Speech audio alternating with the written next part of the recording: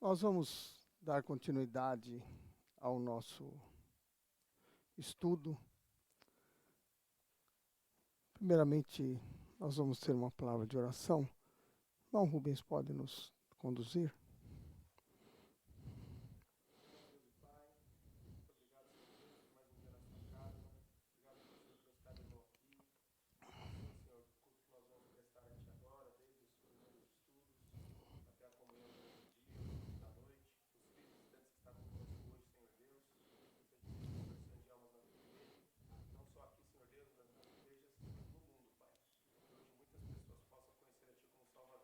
Amém.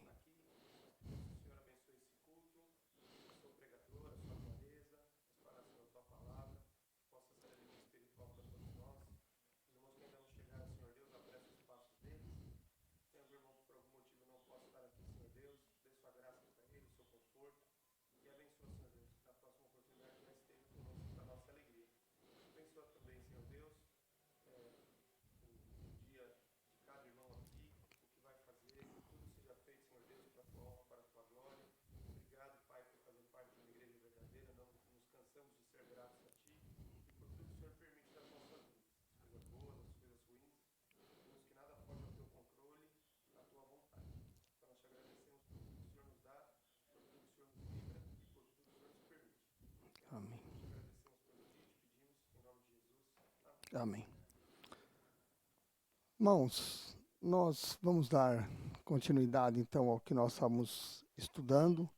Nós estamos estudando sobre a escolha de um pastor e é um assunto interessante, não só para a nossa igreja, mas imagino para muitas igrejas. Hoje nós temos igrejas no interior de São Paulo sem pastores. Nós temos igrejas aqui na cidade de São Paulo sem pastores e em outros lugares também. E a Bíblia é bem clara com relação ao chamado e nos dá instruções para escolhermos um pastor que cumpre os requisitos solicitados pela palavra de Deus. Só para fazer um breve resumo, não vai demorar mais que 1 minuto e meio, nós vimos que quando a pessoa se converte a Jesus Cristo, o desejo dela é trabalhar, ou deve ser trabalhar para o seu Senhor. E tem 2 versículos que nos dão uma ideia bem clara sobre isso, que a gente pode ter na mente, que fica em 1 Coríntios capítulo 12, o versículos 4 e o versículo 5. E diz assim: há diversidade de dons, mas o Espírito é o mesmo. Deus pode levantar pessoas com características diferentes na igreja, cada um com o seu dom, cada um com a sua qualidade, e Deus pode usar essas pessoas para louvor e engrandecimento da tua obra, da obra dele, e também para a edificação da igreja. E a Bíblia fala também, há diversidade de ministérios, mas o Senhor é o mesmo. Ou seja, há muito trabalho, há diversos trabalhos que podem ser realizados numa igreja. Tudo para a glória e honra de nosso Senhor Jesus Cristo. Tudo para a honra e glória de Deus. Tudo para a edificação da igreja. Pois bem, irmãos, eu disse em determinado momento que a chamada para o ministério é algo claro da parte de Deus. É transparente como o diamante polido, tão claro quanto a luz. Aquele que é chamado por Deus não tem dúvida do seu chamado. E quando Deus chama, ele chama com muita clareza.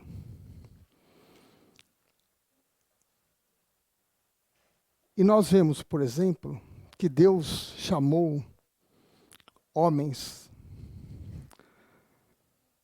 segundo a sua vontade.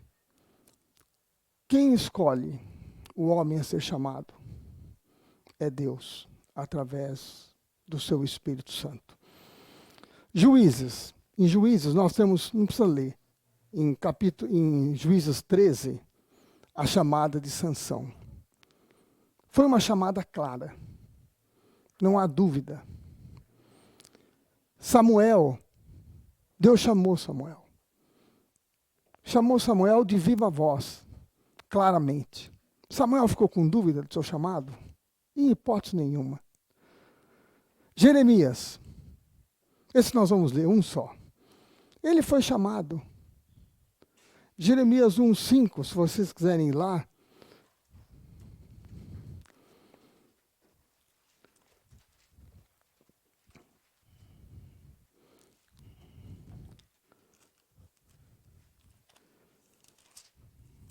Depois nós vamos ler outras coisas. Peguei Jeremias hoje. Mas Jeremias 1:5 fala assim: antes que te formasse no ventre, Deus falando para Jeremias, te conheci. Antes que saísse da madre ou do ventre, te santifiquei. As nações te dei por profeta. Há dúvida? Não. Deus chamou Jeremias. Deus chamou João Batista. Prepara o caminho para Jesus Cristo. Prepara as coisas. Deus chamou o apóstolo Paulo. Jesus apareceu pessoalmente. Paulo, eu sou Jesus a quem tu persegues. E Deus falou para Ananias, vai porque esse é um vaso escolhido. Deus chamou Timóteo por profecia. Irmãos, e tivemos tantos outros irmãos que foram chamados na Bíblia, como Isaías, Daniel, Ezequias, Elias, Eliseu, outros mais.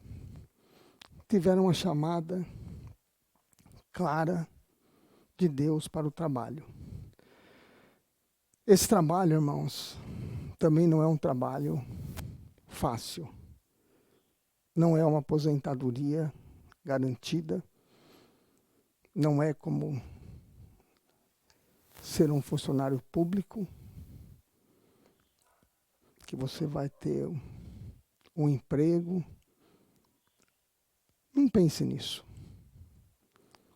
Esse é o trabalho mais importante do mundo, que é cuidar das ovelhas de nosso Senhor Jesus Cristo.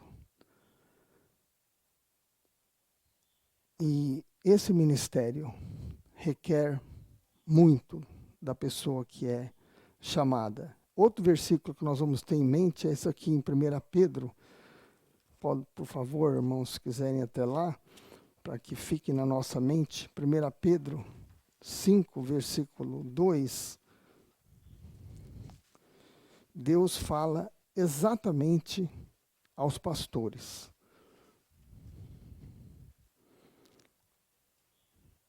Apacentai o rebanho de Deus, que está entre vós, tendo cuidado dele, não por força, mas voluntariamente, nem por torpe ganância, mas com ânimo pronto. Esse é o espírito do pastor, né? Está preparado para cuidar do rebanho de Deus. Não por força, não impondo, mas voluntariamente. Não para tirar proveito do trabalho, mas de bom ânimo para ajudar a igreja, para edificar a igreja do nosso Senhor Jesus Cristo. O primeiro, irmãos, aspecto que nós vamos ver é E o chamado, para isso também tem que entender, é que esse chamado ocorre no âmbito pessoal. Deus fala com o homem. Deus fala no coração desse homem. Deus coloca no coração da pessoa tal desejo. Eu vou pegar, como eu falei, eu peguei Jeremias. Em Jeremias capítulo 20, versículo 7, e o chamado ao ministério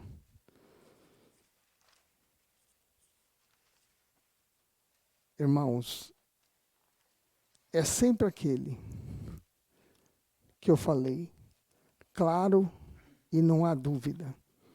Jeremias 20, versículo 7 e 8, nós lemos o seguinte: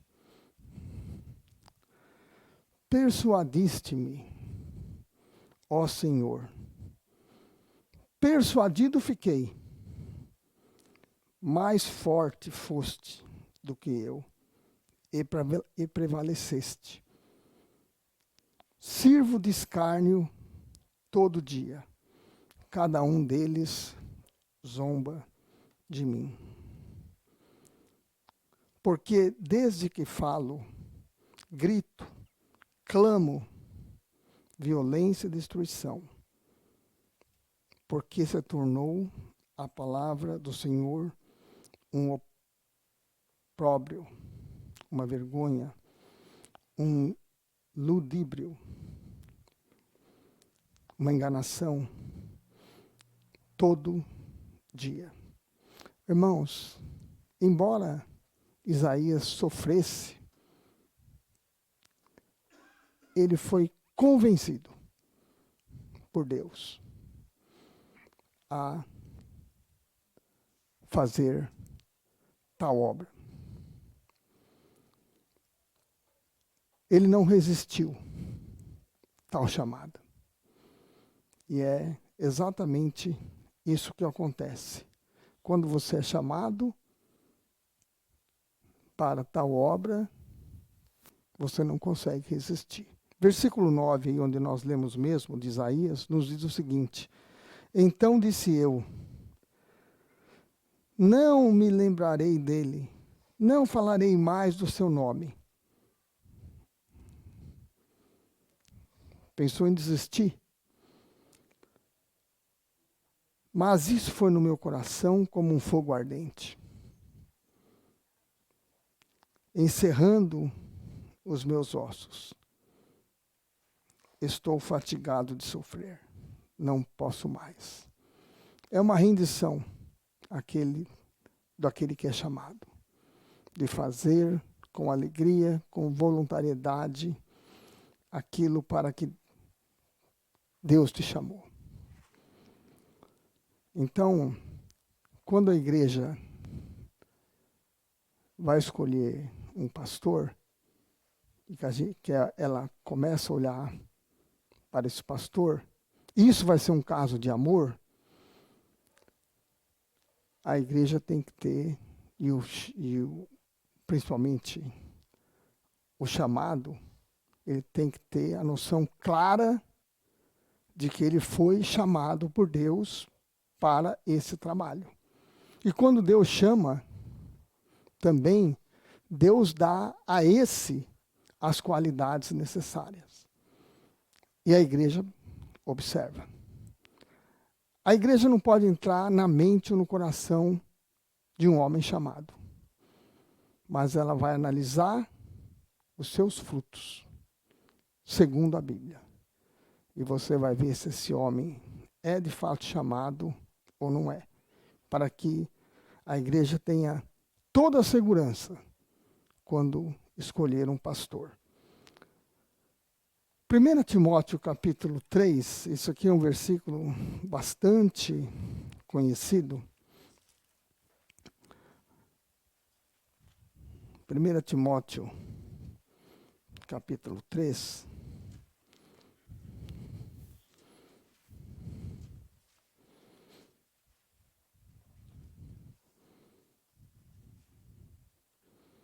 fala assim: esta é uma palavra fiel. Você pode acreditar que é verdade. Se alguém deseja o episcopado, excelente obra deseja. A obra do episcopado é excelente, porque ela trata daquilo que é precioso a Deus, as almas, a igreja. Se alguém deseja o episcopado, excelente obra deseja. O trabalho mais importante do mundo. Alguém que está disposto a cuidar da direção de uma igreja, de todos os assuntos da igreja. O primeiro desejo, tem 2 desejos aí no primeiro versículo. Se alguém deseja, o primeiro desejo é, segundo a língua grega, é se alguém aspira, se alguém deseja, se alguém quer se ligar a isso, se alguém quer alcançar, quer tocar isso. Esse é o significado do primeiro desejo. E o significado do segundo desejo é mais forte. É se apaixonar por. Significa colocar a sua mente e o seu coração nisso, a ponto de não conseguir pensar em outra coisa. Sua vida gira em torno disso. E não existe outra coisa mais importante. Então, esse é o significado do segundo desejo. Isso é como realmente um fogo. Consome o chamado. E essa chamada, irmãos, é clara.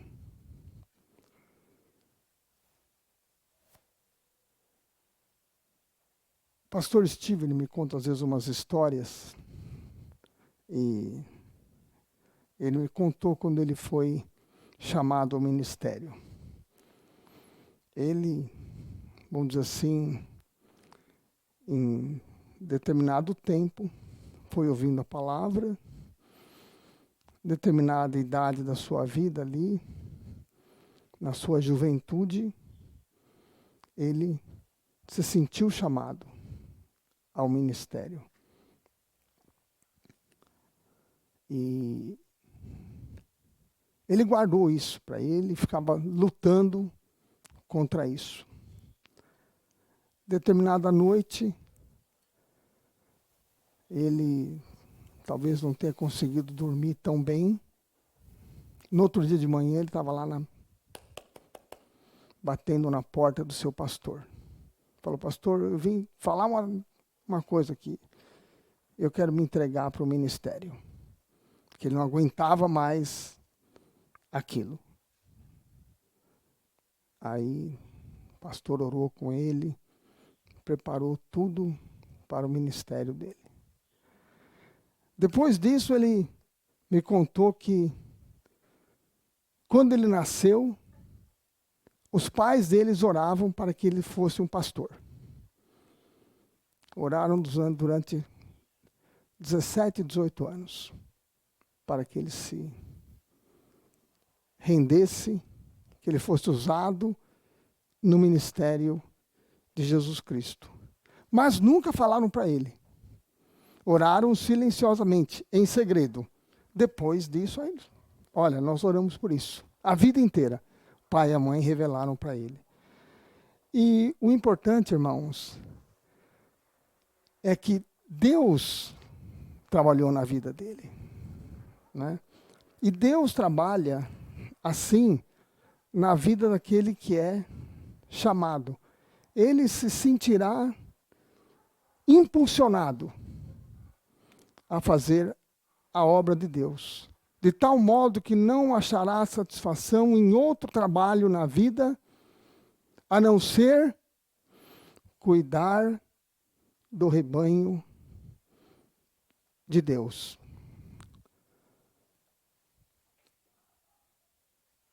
Analisando, irmãos, o versículo acima, talvez a gente possa imaginar que alguns chamados não tiveram essa forte sensação, talvez, e evidências e ações produzidas em suas vidas. E, naturalmente, como homem, às vezes, a gente pode se enganar. Se você tem um grande poder de persuasão, se você fala bem em público, isso é qualidade suficiente para você ser um pastor? Não, não é.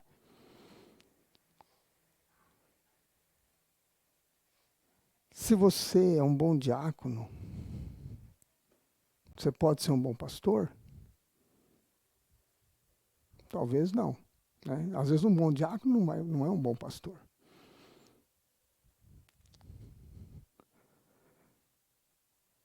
Se você tiver timidez, dificuldade para falar em público, você pode ser um bom pastor? Talvez possa. Deus pode te preparar.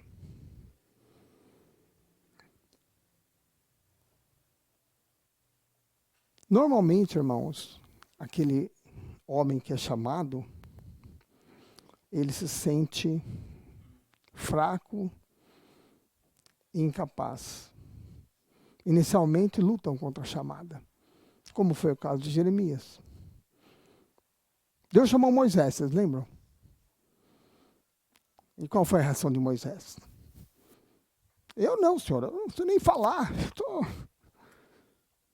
Sou pesado de língua. Mas o que Deus fez com Moisés? Deus preparou Moisés. E Deus estava com Moisés. Irmãos, esses irmãos que eu falei, Moisés e Jeremias, por exemplo, eles sabiam a grande responsabilidade que pairava sobre eles, que é de cuidar do povo de Deus. Reconhecem a grande responsabilidade. O chamado deverá se dispor a estudar a Bíblia e se preparar o melhor possível para essa obra. 1 Timóteo foi muito instruído pelo apóstolo Paulo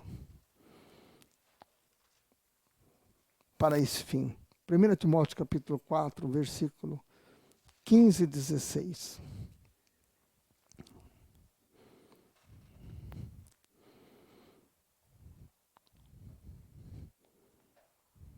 Nos diz o seguinte: medita essas coisas, ocupa-te nelas, para que o teu aproveitamento seja manifesto a todos. Irmãos, o chamado tem que gostar de estudar a palavra. Tem que se ocupar com o estudo da palavra. E todos verão no chamado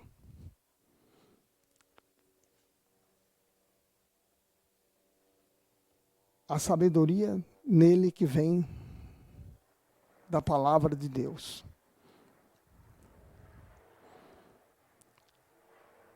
Uma das grandes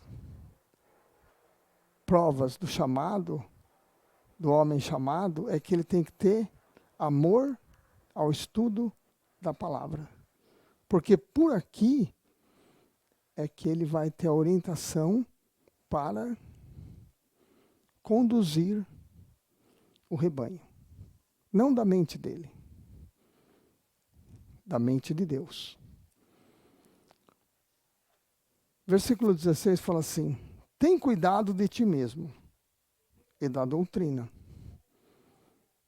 Se cuida pessoalmente, cuida de você. Aprenda a doutrina também. Persevera nessas coisas, porque fazendo isso te salvarás tanto a ti mesmo como aos que te ouvem. Isso vai te preservar. A palavra. Você vai ser dirigido, conduzido, orientado pela palavra. Irmãos, eu nunca fui pastor, não sou chamado para isso, e naturalmente eu fiz esse estudo lendo outras coisas também, lendo estudos do pastor Ross. E tem duas coisas que eu quero citar aqui, que são palavras do pastor Ross. Pastor a quem eu respeitei muito, aprendi muito com ele. Ele diz assim, eu até falo, vou colocar isso para não tirar nenhuma palavra do que ele disse. Não use o púlpito para atacar outro irmão, nem ventilar problemas domésticos. Não pregue para uma só pessoa. Também é aconselhável, editado pela própria ética ministerial, que o irmão pregador, ou o mesmo pastor visitante, não mexa nos problemas internos da igreja, a não ser que seus conselhos sejam pedidos pelo próprio pastor local. Um conselho de fora, dado em momento inoportuno, poderá fazer com que a situação piore. Deixe o seu assunto ser sempre Jesus Cristo. Como Paulo falou, não pregamos a nós mesmos. 2 Coríntios capítulo 5, 4. Capítulo 4, versículo 5. Não pregamos a nós mesmos, mas Jesus Cristo, o Senhor. Essa era a pregação do apóstolo Paulo. Também, irmãos, o púlpito não é o local para desfile de vaidade humana. Você pode ver aí na internet,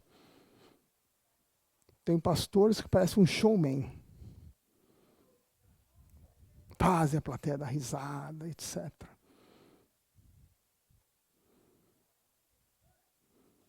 Irmãos, conteúdo zero da palavra.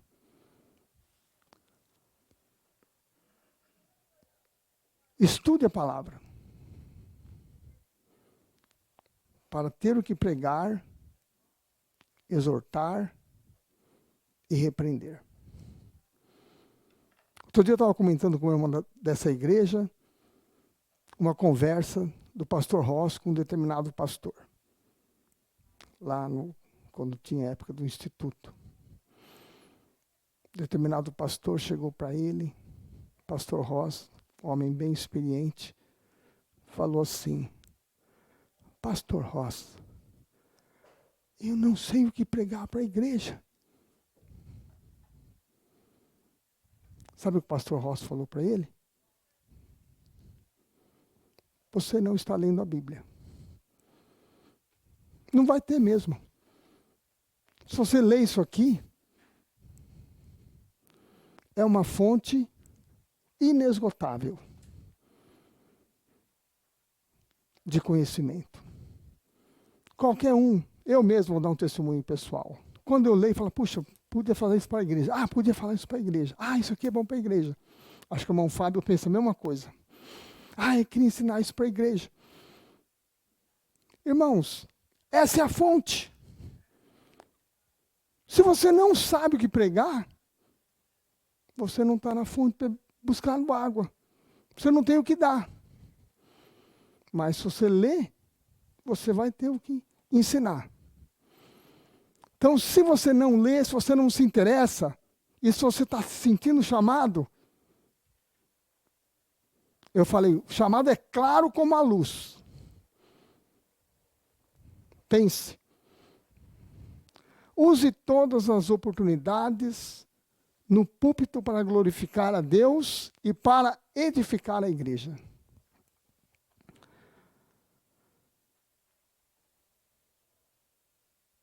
Deus chama pessoas para serem usadas, empregando os dons que Deus deu a tais pessoas. Alguns dons eram provisórios, como vocês sabem. Dom de línguas, dom de curas, dom de profecias. Mas Deus falou assim, quando vier o que é perfeito, o que é em parte será tirado. O que é perfeito é a palavra de Deus. 1 Coríntios, capítulo 13. Então, o pastor, ele tem o que é perfeito na mão. Para ensinar, para edificar a igreja.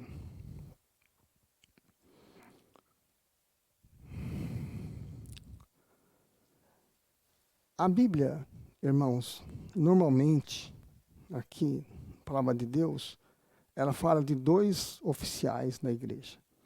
Vocês sabem quais são, né? Pastor e diáconos. Só falo desses 2. E é claro que tem outros trabalhos na igreja, como nós vimos domingo passado, que eu não vou repetir, mas se você tiver querer saber com precisão, pode ouvir o que foi dito domingo passado, deve estar nas plataformas da igreja aí. Mas, especialmente, a igreja fala do pastor e do diácono. E a nossa questão aqui é falar sobre o pastor. O pastor trabalha em harmonia com o diácono, trabalha em harmonia com a igreja, e o pastor é que supervisiona tudo. Ele está à frente. Atos 20 e 28, esse aqui é um outro pastor que Deus chamou.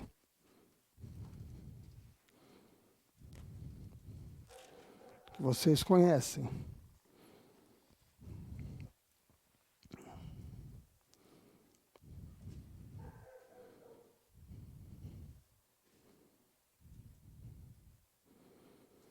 Olhai, pois, por vós,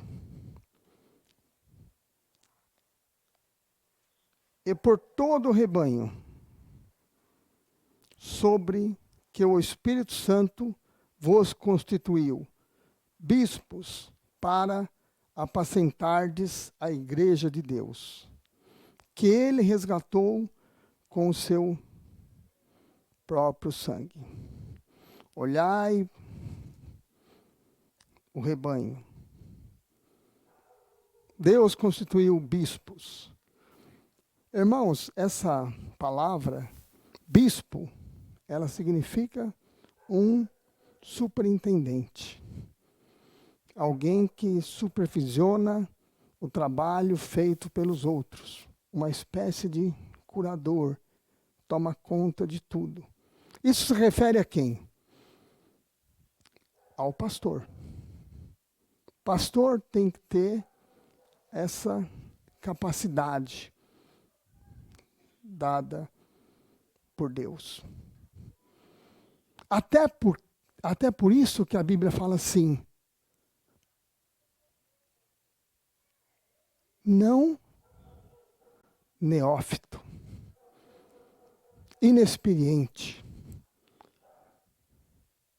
Pastor, vamos falar tal assunto? Ih, eu não sei. Pastor, vamos ver tal assunto? Ixi, não sei nada sobre isso. Irmão, o pastor precisa ter ideia das coisas.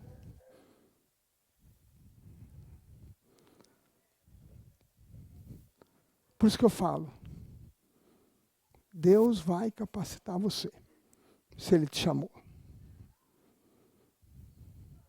Não pode forçar. Não force uma chamada que você não tem. Vai dar problema. Ancião ou presbítero, a Bíblia fala também. São irmãos, não necessariamente idosos. Ancião é idoso. Mas não que para ser um pastor tem que ser um idoso. Deus chamou pastores jovens. Timóteo é um exemplo. Mas um jovem com a experiência.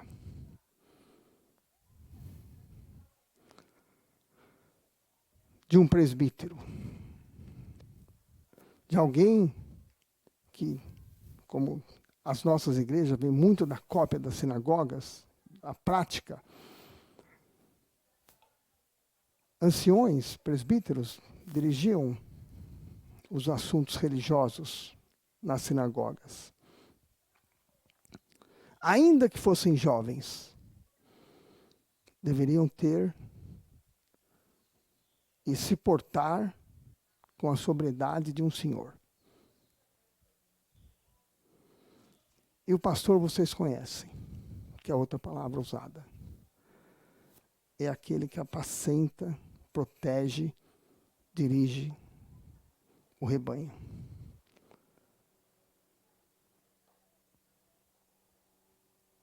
O pastor, apóstolo Pedro, foi chamado diretamente por Jesus Cristo, encarregado de cuidar do rebanho de Deus. Um homem que tinha ali uma liderança nata, e em 1 Pedro 5:2, talvez um versículo também que a gente vai ter bastante em mente.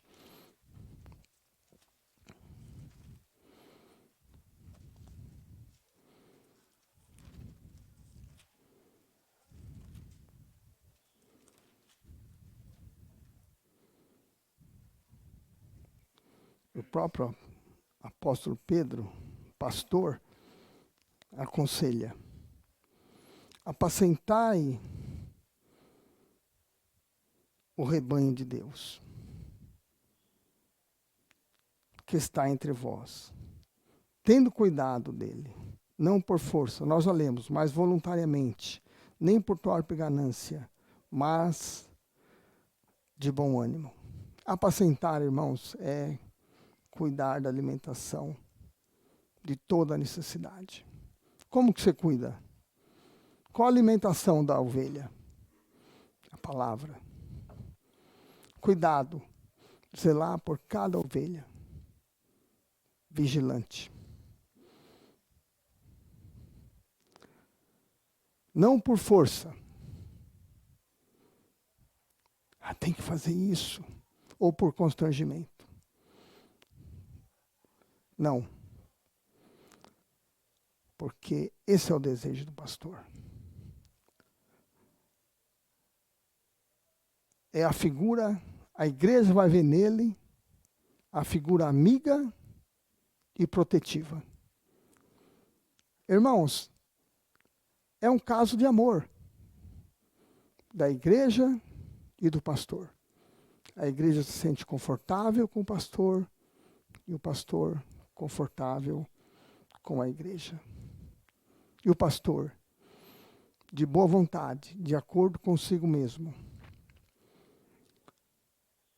não visando lucro ou benefício, mas ter a predisposição para o cuidado. E outra coisa, irmãos, para nós concluirmos por hoje. Que a semana que vem nós vamos ver como que a igreja vai olhar o pastor. Jesus não entrega suas ovelhas para qualquer um. É necessário um teste rigoroso, justamente para que a igreja de Deus, a qual Jesus comprou com o seu próprio sangue, não caia em mãos erradas. Nós estudamos isso quando, acho que uns domingos atrás, eu falei sobre os 4 tipos de amor que a Bíblia fala. Quando Jesus escolheu Pedro, Jesus foi rigoroso com Pedro? Jesus foi rigoroso no teste. João 21, 15, 17, eu vou aqui de novo parodiar o que Cristo falou, você pode ir lá.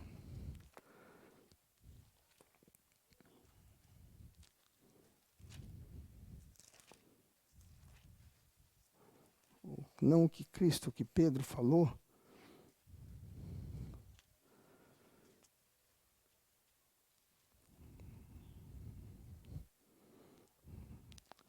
Depois de terem jantado, disse Jesus a Pedro: Simão, filho de Jonas, me amas mais que esses? Ele respondeu: Sim, Senhor, tu sabes que te amo.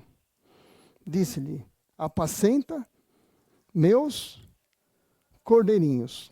Os cordeiros são de quem? De Jesus. Né? Ele que comprou. Mas Jesus, parodiando o que Pedro falou, Jesus falou para ele: Pedro, você me ama, que é, o grego define o amor claramente, né? O amor ágape. Ele falou assim: aquele amor que você está disposto a dar a vida por mim, a sacrificar. Irmãos, esse amor que nós não temos, porque esse amor de Deus é o amor perfeito.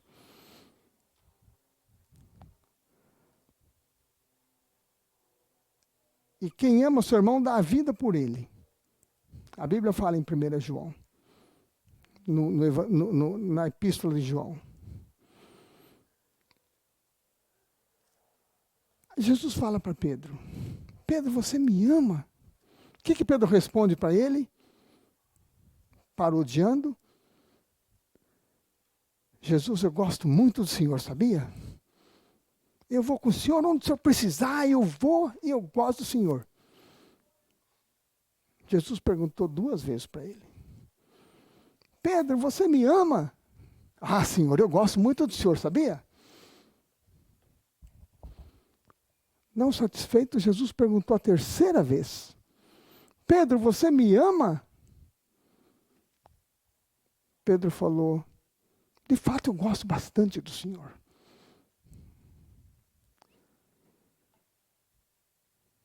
Irmãos, Jesus não queria entregar a sua igreja a alguém que não amasse. Tem que amar a Cristo. Se você amar a Cristo, você vai amar as ovelhas. Jesus queria ter a certeza que Pedro amaria o rebanho, tal como ele, que deu a sua vida. Cristo amou as ovelhas, deu a sua vida por elas. E Jesus apenas, irmãos, não restaurou Pedro mais tarde, mas ele ensinou Pedro a amar as ovelhas. E Jesus também deu toda a qualidade para que Pedro pudesse ser um homem qualificado e apacentar o rebanho de Deus. De tal forma que o apóstolo Pedro estava, nesse momento depois, disposto a morrer, a fazer tudo por esse ministério maravilhoso. Irmãos, só para concluirmos, isso é uma chamada bastante séria e bastante clara na vida daquele que é chamado. Na semana que vem nós vamos terminar esse estudo e vamos ver o que a igreja vê no chamado. Nós vamos dar um estudo por encerrado. Eu agradeço pela atenção de todos. Vamos ter uma palavra de oração. Pai Santo, nos ajude a entendermos, compreendermos Tua palavra, a nos dirigirmos por ela. Nos ensine, Senhor, através da Tua palavra. Faça de nós fiéis testemunhas de Jesus Cristo neste mundo. Nós oramos em nome de Jesus. Amém.